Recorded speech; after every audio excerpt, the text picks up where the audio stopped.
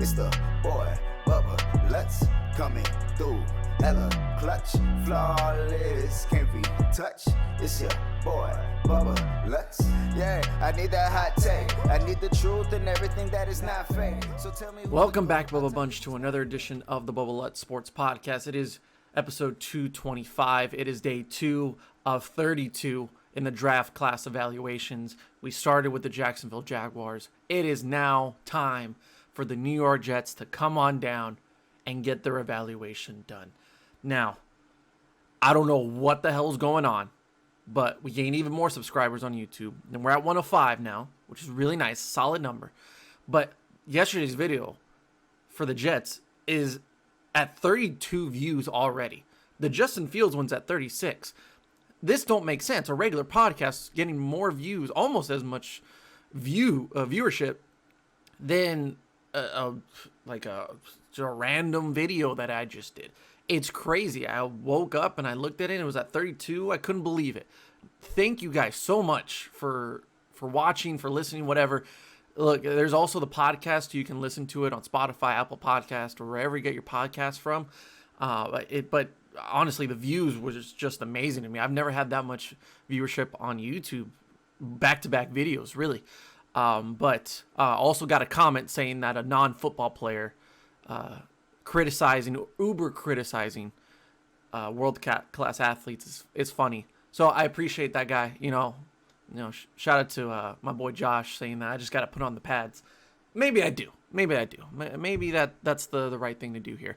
But hey, any criticism is better than no criticism. But yes, it's time for the New York Jets. And boy, I actually enjoyed this draft class a lot. And I think a lot of people would agree, experts, analysts, that this was just a really solid draft class in general for the New York Jets. It starts from top to bottom, even at the 5th or 6th round range, and there was plenty of them. They did a great job of just finding different guys that would fit into the same positions. Let's say they take 3 safeties here.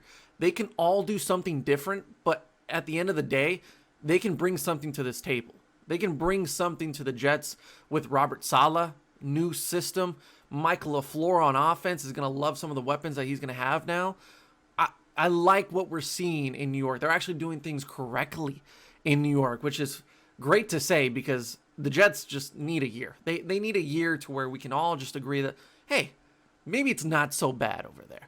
I did the same thing with the Jags yesterday. I said, you know what? Maybe it's not going to be so bad. I'm even going to go a step further. I think the Jets can surprise a lot of people this year. I'm on the Saleh bandwagon. I'm on the Zach Wilson bandwagon. And it's not even really due to Zach Wilson himself. I think it's just more of the stuff that's going to be around him this year. So let's get right into it. We'll start with Zach Wilson. Look, number 2 overall draft pick outside of Trevor Lawrence. Him and Justin Fields, for me, were the solid number 2 picks. Would I have preferred Justin Fields? Maybe. But Zach Wilson in New York is not just a rebound or even a decision that's like, okay, I guess we'll go with it. This is a guy that has a lot of potential, and we haven't seen the full ceiling of what he can do. There's still development. There's still growth, maturity to have with Zach Wilson. But all in all, this guy is an amazing dual threat quarterback, not to the same level as Trevor Lawrence, but this guy just loves throwing the ball. He likes showing off the arm, and probably his best attribute is the incredible arm strength and arm talent that he has. I mean, this guy just wants to throw purely based on his upper body strength. Yes, his footwork is good, but I think that some throws, he just likes to not use his feet at all.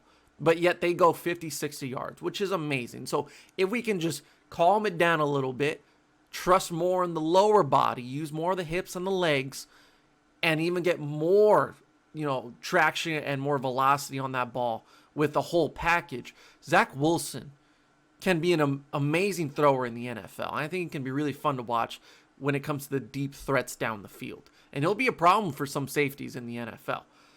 He's confident, a bit cocky. He looks like he's 12 years old. He's only 21. That's what I mean. Like this crop of young quarterbacks that are coming in this year, it's amazing to me how young they are. I thought this guy was 22, 23.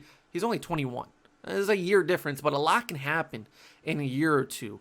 And having that extra year of growth could mean a lot for Zach Wilson and this offense. Look, he comes from BYU, didn't have to play against the best competition, but I think some of his best film in college was actually against some of the tougher competition. Let's say, for instance, that Coastal Carolina game was probably the best example I could say for Zach Wilson and his potential in the NFL. Gets hit hard multiple times, taken to the ground. They're being really physical with him and somewhat over the top in some of those tackles or blocks. Yet Zach Wilson gets back up and just wheels and deals once again. They fall short in that game, but I think he did an amazing job of stepping up to the plate and didn't just fall through. Like, he didn't just lay down against Coastal Carolina. He stepped up to the plate and did an amazing job for what he could do with that BYU team. The only real concern that I really have with Zach Wilson, there is bust potential, but of course with any first-round quarterback, there's going to be that potential. I think it's just the placement in New York. Can he handle that media that's very scrutinizing, that's very like that puts out a lot of criticism for such a young-aged guy that probably has not dealt with a lot of issues or a lot of turmoil, a lot of faults in his life? He's probably been pretty good at pretty much everything his entire life. I'm just speculating at that point. I could be wrong. But it just looks like he's done well for himself, and he's played really well and never have to go through the bumps and the bruises. Like, he's been a really good recruit since high school and has balled out at BYU for a good amount of years. So can he just go into a atmosphere that absolutely kills any quarterback that comes through? It couldn't happen with Sam Darnold, even though he came out of a very respected program at college that had a lot of media attention to them as well in USC. But he couldn't handle the New York media, and he couldn't handle the play there. Now, it was a different situation because they literally gave him nothing, and they couldn't protect him whatsoever until last season with Mekhi Becton. And it was just a bad organization with terrible coaching and in front office that literally just didn't care. They were ready to move on from Adam Gase and Sam Darnold from the very beginning. The only thing they really kept was Mekhi Becton. So now into a new system, a new era in New York with a young, hot shot quarterback and a thirsty, hungry coach that is getting his first shot as a head coach in the NFL, who I absolutely love as a defensive mind, bringing in an offensive-minded guy from San Francisco and Mike LaFleur. I think this is a really good combo, and you could see it throughout the draft that they just made the right decisions. So it not only starts with Zach Wilson, who I give an A. I'm not going to give an A+ too, because there's still that little bust potential in him. But I'm going to give their second first-round draft pick an A+, because I think this is actually going to benefit Zach Wilson even more than what people think. And by the way, this guy, like, offensive linemen don't get enough love in the NFL. They're just as important as a quarterback. This guy is going to mean a lot to the New York Jets for 5 to 6 years at least. Offensive lineman, USC, Elijah Vera Tucker, A++ player. And I absolutely love the fact that the Jets traded up for this guy. He's a can't-miss guy in the first round. Look, the fact that they traded with Minnesota to get this pick around like 13 or so, I'm watching this film, and I'm waiting for a bad play to happen. I'm waiting for something to go wrong to where I'm like, okay, now we have some faults here that we can work on in the NFL. I saw 1 or 2 plays against like Notre Dame, and I was like, that's not that bad. Like, he's going to get better at that. But as the film goes on, as you go into more and more of these videos, you see that this guy is just good. Like, he's just good. There's no doubt about it. This guy is phenomenal at the left guard and left tackle position. He has versatility.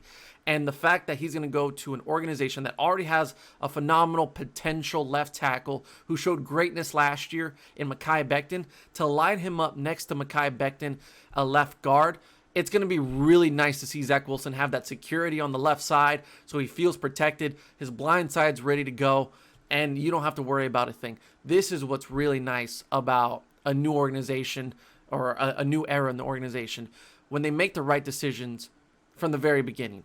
Like, they just start with some positivity. The steps keep on coming, and they're going, man. And it starts with Tucker. I absolutely love this guy. Can play both left tackle and left guard, like I said. Great frame, good for his size, long arms. Kind of looks like a Will Hernandez, but more talented than Will Hernandez. Shout out to UTEP, go Miners.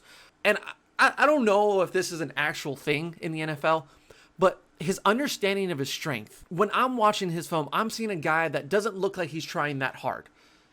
And in some cases, that's bad. That's really bad for an attribute on a player that's coming out of like the 4th or 5th round. They just kind of give up on the play, or they don't give it their hardest every single play. This guy doesn't have to. Against some of the best talent around the Pac-12 and around the country, this guy locks them up and does not move a muscle. He has them in his hands, and then he just goes into autopilot. He just goes into cruise control, and he knows nothing's going to happen in this play for me to have to overwork myself. He is a guaranteed lock-up guy in pass protection. Run protection, even better. Maybe not as good as pass protection, but like the film just keeps going on, and it's just like great consistency throughout Vera Tucker. He can pull as well. He's a pull guard. He can work on some of his footwork outside of the pull. So, yes, there are some things that he needs to work on. He is more polished than a lot of other guys, but that's a first rounder for you. These offensive linemen, like top 4, top 5 offensive linemen, are just absolutely amazing. And I'm so glad I watched Vera Tucker's film because it was really interesting to watch. Effortless, just reliant, consistent. He just checks all the marks, man. It's just really nice to see Robert Saleh and this front office get off to a great start. And Vera Tucker is just one of those great guys that's going to mean a lot to this organization for a very, very long time. And Becton with Tucker next to him, it's almost unfair. It really is unfair. And not a lot of people are going to notice that throughout the season. But I think this pass protection is going to be really fun and gives Zach Wilson some time to throw deep with some of these new weapons around this offense. So then we move on to the second round. And speaking of those weapons, Mike LaFleur, this is your pick. This is your guy. Wide receiver out of Ole Miss, Elijah Moore. I give it an A. Look, we talk about how Mike LaFleur came from San Francisco under Kyle Shanahan and was a real key part to that offense and their success throughout the years. Talk about a Deebo Samuel type of guy and how they're going to use him. Look back at some of the film that we've seen on Deebo Samuel in the NFL. You're going to see that in the Ole Miss film with Elijah Moore. End arounds, motion, just quick handoffs, quick screens. Everything that Deebo Samuel does for the 49ers, I'm going to see Elijah Moore do for the New York Jets. And Zach Wilson's going to love this guy. Versatile, can put him anywhere on the field. He can be that explosive guy in the slot or that outside threat, instant playmaker for this offense that is in desperate need of a wild card for defenses. They need some unpredictability on this offense. There wasn't a lot of that last year. Really, there was none. But it's been a while since Robbie Anderson left. It's been a few years. And Robbie Anderson was the only real threat this offense had throughout the years. And when they got rid of him, that hole was apparent last year. Now, they went out and got some other guys in free agency, including Corey Davis. But I truly believe that Elijah Moore can step up and be the best receiver on this team in 2021. I'm sorry, Corey Davis, but you were just too inconsistent in Tennessee. You would have a 150-yard game, and then you would have like a 15-yard game. It would just be widely up and down. I think Elijah Moore brings more consistency to this offense and more playmaking ability. And he comes from a great pipeline of wide receivers in a program like Ole Miss that had A.J. Brown and DK Metcalf, a.k.a. DCAF Metcalf. This is a great pick from Mike LaFleur and this offense. You know, Robert Saleh, he's a defensive guy. He needs a lot of learning to the offense, but he's off to a really good start with Tucker, Zach Wilson, and Elijah Moore. Love, love, love these picks so far. Then we get into kind of the sleepers. This is where it gets a little bit tricky for me and evaluating this draft class. There's not a lot of film on these 4th or 5th round guys, even 6th round guys. I tried my best. Look, I'm no expert. I'm a non-football player that's criticizing world-class talent. Hey, guys, I'm just trying my best out here. What do I know? I just have a podcast. 4th round, we start with running back out of North Carolina, Michael Carter. I talked about him yesterday with the Jets, how they could have utilized him as a running back too. But Michael Carter going to New York desperately needed a running back. And Michael Carter can be a really solid number 2 option for Zach Wilson in the backfield. I give it a B-. Look, Michael Carter still has some issues with him. Pass catching ability. Alongside Javonte at UNC, they had some drop issues, so they really need to work on that if they definitely want to be a threat in the NFL. Michael Carter, 5'8", not ideal for a running back. That's really what took him down in his draft stock.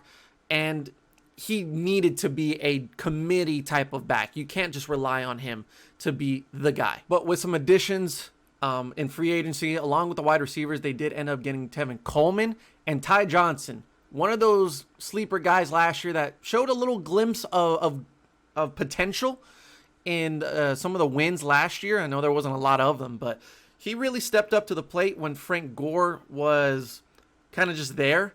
And ever since Le'Veon Bell left, there's just been nothing there in the backfield for this New York Jets team. So I think Ty Johnson, Tevin Coleman with that veteranship, and now the young buck out of UNC and Michael Carter, he brings elusiveness and downhill speed. He's very, very hard to tackle. If you look at his film, it just seems like effortlessly he's just breaking tackles left and right.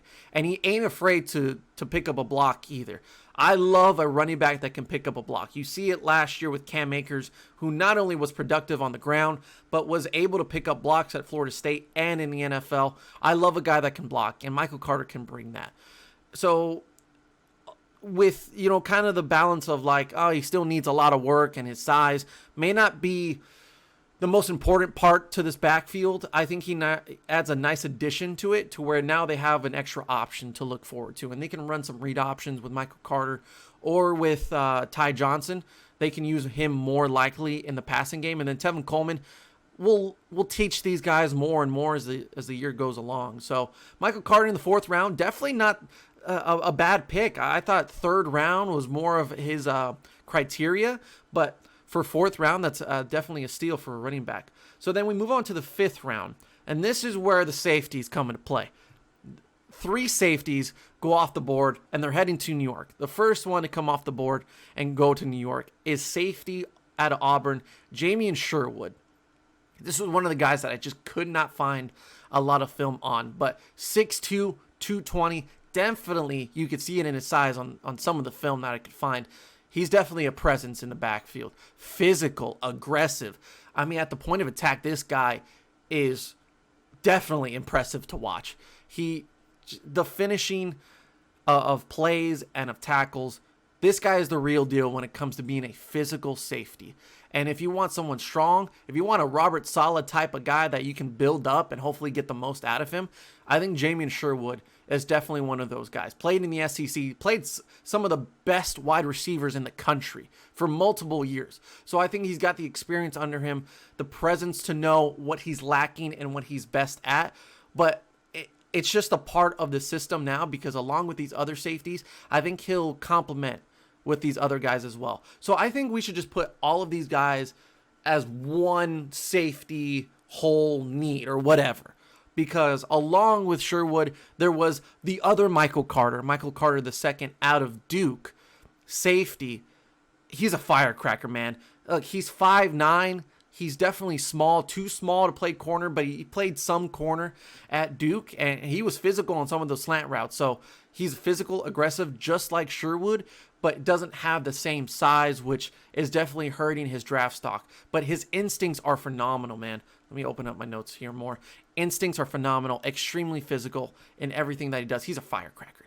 Just put him anywhere in the field, and I think he can make a play every once in a while. He's not going to be a reliant safety, which they desperately need. But look, man, I absolutely love this guy coming out of Duke, and to go along with Sherwood, it's nice to see that there's going to be some options for Robert Saleh to pick through on this defense. And the final safety that they ended up getting, I know I skipped one, but let me just talk about the safety from Florida State. Hamza Nasirildeen, hope I'm saying that right. Maybe the best well-rounded safety from this Jets class. He's 6'3", again, physical, aggressive tackler, which all 3 of these guys complement each other on. Football IQ and instincts are lacking. They're not as impressive as Michael Carter's are, but I still I still see a lot of potential in Hamza to be reliable in this defense. Now, there are more weaknesses and more cons than pros to this guy, and that's why he ended up in the 6th round.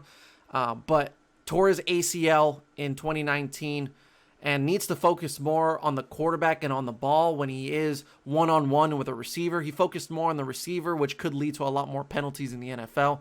A lot of the film that I saw on him, which actually I found more of from the 6th rounder than I did some of the other guys, that's why I saw a lot of, is that he focused on the receiver and just based on instincts of where the ball would be and where the hands would be. Yes, that's great when it works out, but a lot of the times in the NFL, these wide receivers are too good in order for you to get that luck or get that win in the battle. So if we can use this length alongside the 6'2" Sherwood, that'd be nice. And I think he's a great downhill runner. He's got some great speed to him alongside Carter and Sherwood. These are great downhill runners as well when they get to the point of attack when it's a running play. But we'll see what happens. He's going to be a backup for now. The safety position, for all three of these guys, they're not going to be starters. Like, they just don't seem like starters to me. And maybe they don't need to be starters from the very beginning. I think Marcus May is doing a good job as a starting safety right now for the Jets. And then Robert Saleh is going to coach them up for what they have right now and what they're going to add later on. So right now, with all of those three safeties, I'll give it a B. I'll give it a B. Just because you're getting the whole spectrum here. You're getting speed, you're getting length, you're getting instincts, you're getting non-instincts. You're taking chances and you're maybe working on projects here, but you're giving yourself more opportunities to at least get one of those to work out. So, Robert Saleh, good job there, buddy. And then we end it with the cornerbacks, or actually we don't end it with cornerbacks, but we get toward the end, and 2 cornerbacks in particular are off the board and heading to New York. Starting with cornerback out of Pittsburgh, Jason Pinnock. This guy is actually not bad. I didn't expect the film to be this good for a 5th rounder. Now, he doesn't have amazing speed. He doesn't have amazing footwork. He can't, obviously he didn't go against some of the best, but he was in the ACC with Pittsburgh. So, maybe I'm being a little bit too critical here, but honestly, he was pretty good. He was pretty good. He was locked down in some of those routes that he ran one-on-one, and he stayed with the receiver for most times. It was pretty impressive. And he's got great length. He's a taller guy, got long legs, so he can jump. So he can make some plays here and there, and for a 5th rounder, I'm taking that chance. That is not a bad pick whatsoever. And go alongside Kentucky cornerback Brandon Echols, another one of those guys. I didn't see a lot of film on him, but when I did see some of that film, it was pretty physical. It was pretty aggressive. And Kentucky had some good secondary play last year, as we talk about the Cowboys later on. But Brandon Echols, one of those guys that, why not take a chance on him in the 6th round? And then we end it with defensive tackle out of Arkansas, Jonathan Marshall, whose highlight reel looked really impressive for a 6th rounder. His release, his burst off the snap is amazing. For a guy his size, it's truly impressive to watch him jump and get past blocks immediately and jump the route, basically, or jump the offensive line and get to the running back. He would just instantly pick that up and make a play. However, he is a 3-year guy out of Arkansas, only started 1 year. He played a lot of games in freshman and sophomore year, but on his junior year, that's when he started those games. And he only has 1.5 sacks in his entire career. Like I said, only started for 1 year, so he didn't have a lot of opportunities to get more snaps, but he did play a good amount in his first 2 years. So how can we really truly invest in this guy if we've only seen 1 full year of him being the starter rather than just a reserve? And he's got some potential. They do need some help on that defensive line. I wish they would have addressed the defensive end position at some point in this draft, but overall, man, I think every single one of these guys that they've drafted could really be a big part of this defense, or honestly, the offensive picks are just phenomenal. I'm not even going to doubt that. I think the only one you can really criticize is Michael Carter, but look, I think they took care of every need possible outside of the defensive end, And every single one of these picks, it makes sense. It truly does make sense. They went with the route of like, look, let's just consume a bunch of picks in the same position and throw a dart. Let's see which one lands. That's what we're going to do with 3 safeties, 2 cornerbacks. And they only went with 1 guy on the defensive line. But I think that the defensive line actually played better than some people assume last year, especially with Quinnen Williams. Like, he actually improved a lot in his second year with the Jets. It was desperately needed out of him as well. So maybe they go for something in free agency as far as that defensive line goes. But I think it was more of the secondary that needed that help. And Robert Saleh is going to bring that physicality to that front 7 than previous years. So overall, man, this draft class was really nice. Really nice. I don't think it's going to be the best one that we see, but going down the line, man, I'm enjoying every single one of those. Like, if there's that one player, let's say, for instance, like the Jaguars, they had that one player where I was just like, I don't see it, and that was Andre Cisco. The other guys, I could see it, and then some of those later guys, I was like, whatever, doesn't really matter. But these guys, even down to the 5th or 6th round, like, the Jets made it meaningful to get those picks. So congratulations to this front office and to the new coaching staff, because they did a really good job in year 1 with this NFL draft. So hopefully things get a lot better in New York. I hope so, man. I want to see the Jets make it competitive in that AFC East. Like, it's going to be a really entertaining AFC East to watch. And if the Jets are better than what people assume, it's going to be really entertaining. I'm expecting the same as the Jaguars. Let's go with like 5 or 6 wins. If you can get to that 7 or 8 mark, I think that's a win for New York in an entire season, especially going to 17 games. And then they're only going to get better. I want a Todd Bowles type of era or stint when it comes to Robert Saleh. Defensive mind, he starts to make progress, and the Jets just jet, and they get rid of him. I think if Robert Saleh can win more and more games as the years go along and build himself a nice culture, I think that's what's the best thing to do for the New York Jets. Don't think about Super Bowls right now. I know that's hard to think, and that you're not going to say that to your players, but let's just take it day by day with these new players, this new breed of talent that's going to be really nice to watch next year. I think I'm going to be watching a lot more Jets game next year than I did last year, and we're going to see some more wins in New York. So I'm excited. I give this draft class an A. I'm not going to go as far as A+, but I think an A is really solid for this draft class, and I'm really excited to see what the Jets do. This is going to do it for this episode of the Bubba Let's Sports Podcast. I hope you enjoyed. Thank you for listening. Thank you for watching. Tonight on stream, if you're watching this the day that it comes out, we're doing the 49ers next, so that's going to be the next video/podcast. Stay tuned for that, and we'll see you next time on the Bubba Let's Sports Podcast. Yeah, hold on. Tell me who's your top 5 quarterbacks right now, dead or alive, huh? And how much do you care about a ring if the best player got carried by the team?